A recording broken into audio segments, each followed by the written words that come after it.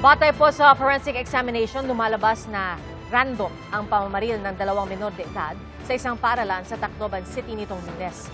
Nakatakda ring sampahan ng reklamo ang mga kaanak nila na nagmamayari umano ng mga baril na ginamit sa krimen. Saksi, si Rafi Tima.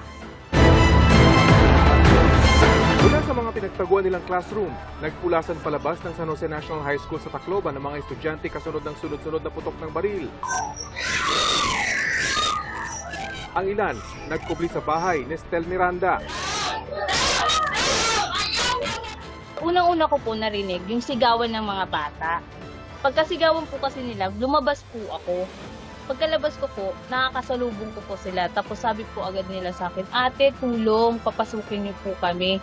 Meron po kasi namamaril." Sabi ko, "Ha?"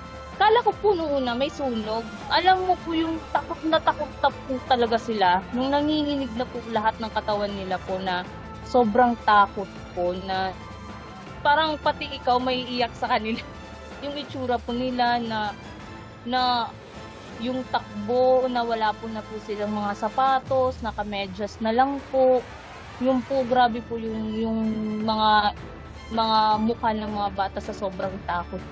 May hinimatay pa dahil sa takot at pagod. May dana polis, kalma na kamo, may dana polis. Ay nakamo. 3 araw matapos ang malagim na insidente, sumailalim sa psychological first aid ang mga guro. Kabilang dyan si Teacher Evita na inalala ang huling pag-uusap nila ng nasawing estudyante na si Chris Lawrence.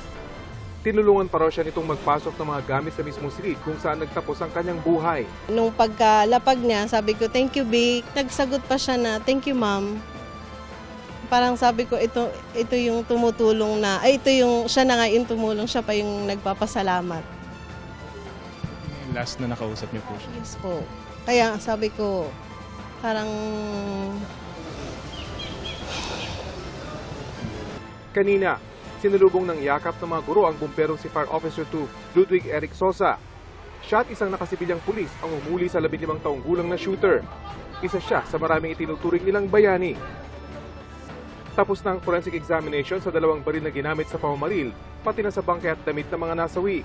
Sa damit po kasi ng victim, pwede po natin makita doon ang indication ng possible distance, kung malapitan ba or malayo. Base sa resulta, lumalabas na galing sa malayo ang tama ng mga bala sa mga biktima. Indikasyong random ang pamamaril.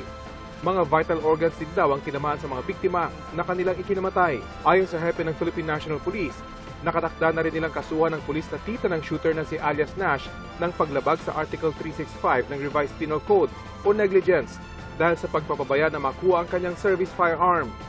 Ito rin ang posibleng ikaso sa lolo ng 15 taong gulang na shooter na nagmamayari naman umano ng kalibre 38 baril.